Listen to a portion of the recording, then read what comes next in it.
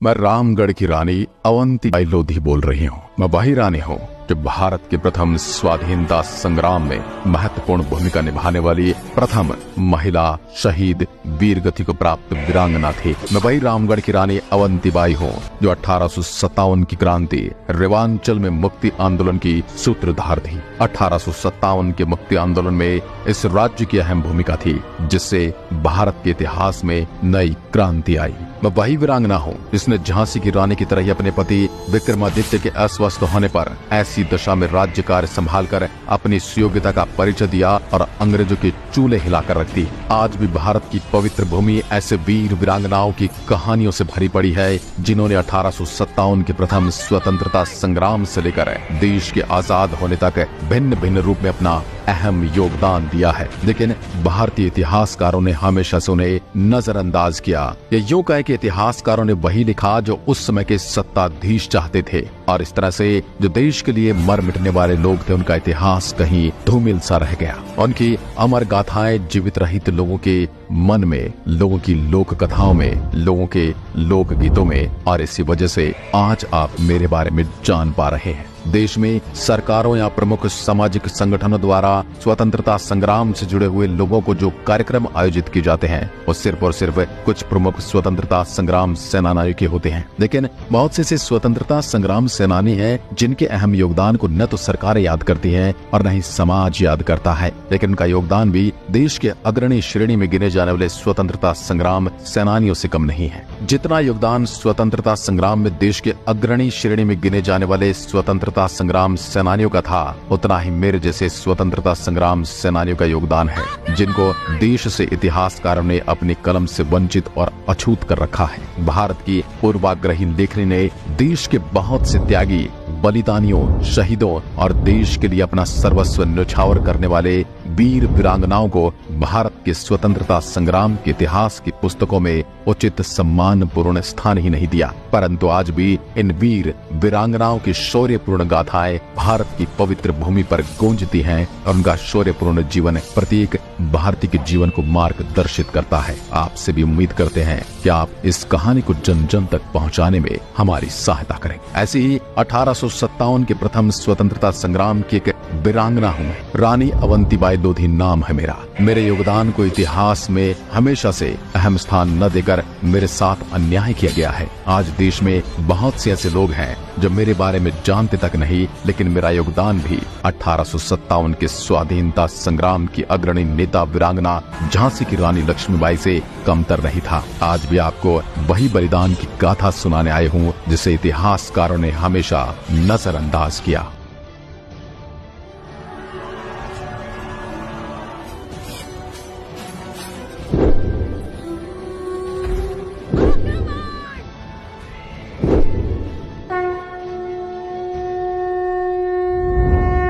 मेरा जन्म पिछड़े वर्ग के लोधी राजपूत समुदाय में 16 अगस्त 1831 को ग्राम मनकेहणी, जिला सिवनी के जमींदार राव जुझार सिंह के यहाँ हुआ था। मेरी शिक्षा दीक्षा मनकेहणी ग्राम में ही हुई। बचपन में ही मैंने तलवारबाजी और घुड़सवारी करना सीख लिया था। लोग मेरी तलवारबाजी और घुड़सवारी को देखकर आश्चर्यचकित हो जाते थे। मैं बाल्यकाल से ही बड़ी वीर और साहसी थी। जैसे जैसे बड़ी होती गई, वैसे वैसे मेरी वीरता के किस्से आसपास के क्षेत्र में फैलने लगे थे। पिता जुझार सिंह ने मेरा विवाह सजातीय लोधी राजपूतों की रामगढ़ रियासत जिला मंडला के राजकुमार से करने का निश्चय किया। राजा लक्ष्मण सिंह ने अपने पुत्र राजकुमार विक्रमादित्य सिंह के लिए रिश्ता सहर्ष स्वीकार कर लिया। अब मैं जुझार सिंह की अवंतीबाई रामगढ़ रियासत की रानी अवंतीबाई बन चुकी थी। 1817 से 1851 तक रामगढ़ राज्य के शासक लक्ष्मण सिंह थे, लेकिन 1851 में स्वास्थ्य खराब से लक्ष्मण सिंह की मृत्यु हो गई। अब राजकुमार विक्रमादित्य सिंह का रामगढ़ रियासत के राजा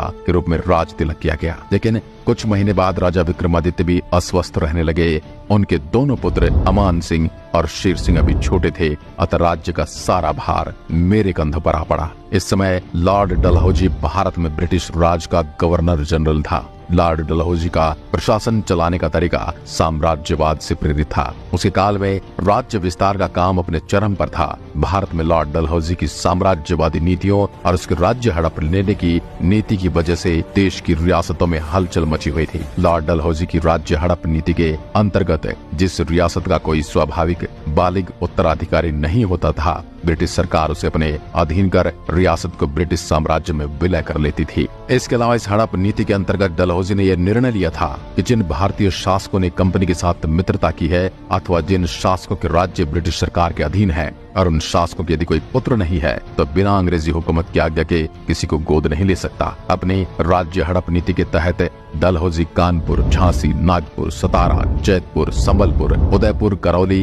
इत्यादि रियासतों को हड़प चुका था। रामगढ़ की इस राजनीति की स्थिति का पता तब अंग्रेजी सरकार को लगा तो उन्होंने रामगढ़ रियासत को कोर्ट ऑफ वार्ड्स के अधीन कर लिया और शासन प्रबंध के लिए एक तहसीलदार को नियुक्त कर दिया। रामगढ़ के राज परिवार को पेंशन दे दी गई। इस घटना से मैं अत्यंत दुखी हुई, परंतु मैं अपमान का घूंट पीकर रह गई। मैं उचित अवसर की तलाश करने लगी। मई 1857 में अस्वस्थता के कारण राजा विक्रमादित्य सिंह का स्वर्गवास हो गया। सन 1857 में जब देश में स्वतंत्रता संग्राम छिड़ा तो क्रांतिकारी का संदेश रामगढ़ भी पहुंचा। मैं तो अंग्रेजों से पहले से ही जली भुनी बैठी थी क्योंकि रामगढ़ भी झांसी और अन्य राज्यों की तरह कोर्ट कर लिया गया था और अंग्रेजी रेजिमेंट रामगढ़ समस्त कार्य पर निगाह रखे हुए थे। मैंने अपनी ओर से क्रांति का संदेश देने के लिए अपने आसपास के सभी राजाओं और प्रमुख जमींदारों को चिट्ठी के साथ कांच की चूड़ियां भिजवाई। गुप्त सम्मेलन में लिए गए निर्णय के अनुसार प्रचार का दायित्व मुझ पर था। एक पत्र और 2 काली चूड़ियों की एक पुड़िया बनाकर प्रसाद के रूप में वितरित करना। पत्र में लिखा गया, अंग्रेजों से संघर्ष के लिए तैयार रहो या चूड़ियां पहनकर घर बैठो। तुम्हें धर्म की सौगंध जो इस कागज का सही पता बैरी को दे। पत्र सौहार्द और एकजुटता का प्रतीक था तो चूड़ियां पुरुषार्थ जागृत करने का सशक्त माध्यम बनी। पुड़िया लेने का अर्थ या अंग्रेजों के विरुद्ध क्रांति में अपना समर्थन देना। सभी देशभक्त राजाओं और जमींदारों ने मेरे साहस और शौर्य की बड़ी सराहना की और मेरी योजना अनुसार अंग्रेजों के खिलाफ विद्रोह का झंडा खड़ा कर दिया। जगह जगह गुप्त सभाएं कर देश में सर्वत्र क्रांति की ज्वालाएं फैला दी गई। इस बीच कुछ विश्वासघाती लोगों की वजह से कुछ प्रमुख सहयोगी नेताओं को अंग्रेजों द्वारा मृत्यु दंड दे दिया गया। अंग्रेजी शासकों के विरुद्ध विद्रोह कर अपने राज्य से कोर्ट ऑफ वार्ड्स के अधिकारियों को भगा दिया। राज्य एवं क्रांति की बागडोर अपने हाथों में ले ली। ऐसे में मैं वीरांगना महारानी अवंतीबाई लोधी मध्य भारत की क्रांति की प्रमुख नेता के रूप में उभरी। क्रांति की खबर जबलपुर के कमिश्नर को दी गई तो वह आग बबूला उठा। उसने आदेश दिया कि मैं मंडला के डिप्टी कलेक्टर से भेंट करूं। अंग्रेज पदाधिकारियों से मिलने के बजाय मैंने युद्ध की तैयारी शुरू कर दी। रामगढ़ के किले की मरम्मत कराकर उसे और मजबूत एवं सुदृढ़ बनवाया। मध्य भारत के विद्रोही नेता मेरे नेतृत्व में एकजुट होने लगे। अंग्रेज मध्य भारत की इस क्रांति से चिंतित हो उठे थे। मैंने अपने साथियों के सहयोग से अंग्रेजों को ललकारा। घुघरी, रामनगर, बिछिया इत्यादि क्षेत्रों से अंग्रेजों का सफाया कर दिया। इसके पश्चात मैंने मंडला पर आक्रमण करने का निर्णय लिया। इस युद्ध में रामगढ़ की मजबूत क्रांतिकारी सेना और अंग्रेजी सेना में जोरदार मुठभेड़ हुई। युद्ध में मेरा और मंडला के डिप्टी कमिश्नर वाडिंगटन के बीच सीधा युद्ध हुआ। इसमें वाडिंगटन का घोड़ा बुरी तरह घायल हो गया। उसका घोड़ा गिरने ही वाला था तब तक वाडिंगटन घोड़े से कूद गया। मैं अपने घोड़े को तेज भगाते हुए उस पर टूट पड़ी। बीच में तलवार लेकर एक सिपाही उसे बचाने आ कूदा। उसने मेरे वार को रोक लिया, अन्यथा वाडिंगटन वहीं समाप्त हो गया होता। मंडला का डिप्टी कमिश्नर वाडिंगटन भयभीत होकर भाग चुका था और युद्ध में विजय हमारी हुई। इसके बाद मंडला भी मेरे अधिकार में आ गया, जिस पर मैंने कई महीनों तक शासन किया। मंडला का डिप्टी कमिश्नर वाडिंगटन लंबे समय से मुझसे अपने अपमान का बदला लेने को आतुर था और वह हर हाल में अपने पराजय का बदला चुकाना चाहता था। जिसके बाद वाडिंगटन ने अपनी सेना को पुनर्गठित कर रामगढ़ के किले पर हमला किया, जिसमें रीवा नरेश की सेना भी अंग्रेजों के साथ थी। मेरी सेना अंग्रेजों की सेना के मुकाबले कमजोर थी, फिर भी वीर सैनिकों ने मेरे नेतृत्व में अंग्रेजी सेना का जमकर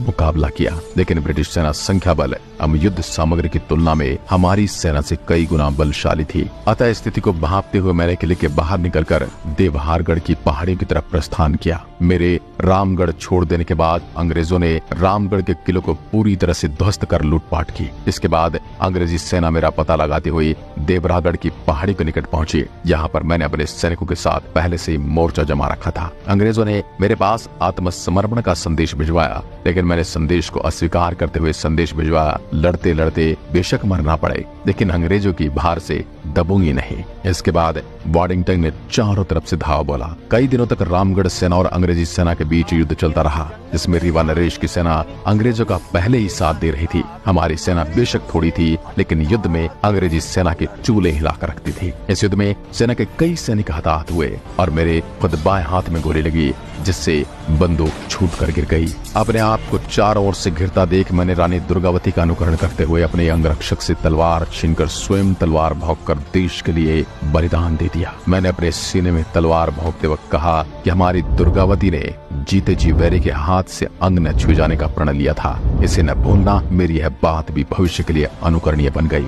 मेरा अनुकरण करते हुए दासी ने भी तलवार भोंककर 20 मार्च 1858 को मेरे साथ अपना बलिदान दे दिया। हम वो परंपराएं तोड़ चुकी थी जिसमें भारत की वीरांगनाएं जौहर करती थी। अब हम युद्ध में बलिदान होने के लिए युद्ध के मैदान में आ गई थी और ये बदलते भारत की एक नई तस्वीर थी। चाहे उसमें रानी दुर्गावती हो, चाहे रानी लक्ष्मीबाई हो, चाहे झलकारी बाई हो और चाहे अवंतिका बाई लोधी हो, जिन्होंने भारतीय नारी को एक नया साहस दिया और भारतीय क्रांति में एक नई ज्वाला फूंक दी। जब मैं अपनी मृत्यु शैया पर थी तब मैंने अंग्रेज अफसर को अपना बयान देते हुए कहा, ग्रामीण क्षेत्र के लोगों को मैंने ही विद्रोह के लिए उकसाया, भड़काया था। मेरी प्रजा बिल्कुल निर्दोष है। ऐसा कहकर मैंने हजारों लोगों को फांसी और अंग्रेजों की अमान्य व्यवहार से बचा लिया। मरते मरते ऐसा कर मैंने अपनी वीरता की एक और मिसाल पेश की। निसंदेह मेरा व्यक्तिगत जीवन जितना पवित्र, संघर्षशील तथा निष्कलंक था, मेरा बलिदान भी उतना ही वीरोचित था। मैं वीरों की तरह लड़ी और वीरों की तरह ही वीर गति को प्राप्त हो गई। हम गुमनाम क्रांतिकारी जितने सम्मान के हकदार थे, वास्तव में हमें उतना सम्मान मिला नहीं और ये सम्मान हमें देने की जरूरत भी नहीं है। बस हमारे जैसा आत्मसम्मान जगा लो तो यही हमारे लिए सम्मान है। भारत की नारी यदि हमारी तरह लड़ना सीख जाए तो क्या मजाल कि भारत में कहीं पर भी नारी पर अत्याचार हो जाए या देश के विरुद्ध कोई षड्यंत्र कर ले। मेरे और मेरे जैसे क्रांतिकारियों के अंग्रेजी शासन के विरुद्ध संघर्ष एवं बलिदान से संबंधित ऐतिहासिक जानकारी समकालीन सरकारी पत्राचार कागजातों के जिला गजेटियारों में बिखरी पड़ी है। इन ऐतिहासिकारी के समकालीन सरकारी पत्राचार कागजातों व जिला गजेटियारों का संकलन और ऐतिहासिक विवेचना समय की मांग है। देश की केंद्र और राज्य सरकार को इस ऐतिहासिक जानकारी और सामग्री का संकलन करना चाहिए और देश के किसी वरिष्ठ इतिहासकार को इसको संजोकर हमारी नई पीढ़ी के सामने परोसना चाहिए। यही हमारे लिए सबसे बड़ी श्रद्धांजलि होगी और यही हमारे लिए सबसे बड़ा सम्मान होगा, जिससे भारत और भारत की युवा पीढ़ी अपने देश के असली नायकों, क्रांतिकारियों और अपने आइडल्स को समझ सके। तो ये थी मेरी कहानी, यानी वीरांगना रानी अवंतीबाई के बलिदान की शौर्य गाथा। धन्य है वह वीरांगना जिसने एक अद्वितीय उदाहरण प्रस्तुत कर 1857 के भारत के प्रथम स्वाधीनता संग्राम में 20 मार्च 1858 को अपने प्राणों का बलिदान दे दिया। ऐसी वीरांगना का देश के सभी नर नारियों को अनुकरण कर उनसे सीख लेकर नारियों को विपरीत परिस्थितियों में जज्बे, हौसले और साहस के साथ खड़ा रहना सीखना चाहिए और जरूरत पड़े तो अपनी आत्मरक्षा व अपने स्वाभिमान की रक्षा के लिए वीरांगना का रूप धारण कर शत्रु के दांत खट्टे भी कर दे। आज की वीडियो में बस इतना ही। इतिहासकारों ने भले उन इतिहास के पन्नों में जगह न दी हो, पर रानी अवंतीबाई और उनके जैसे महान क्रांतिकारियों के शौर्य और बलिदान के बारे में अधिक से अधिक जानकारी प्राप्त कर सभी तक पहुंचाना हम सब भारतीयों का कर्तव्य बन जाता है।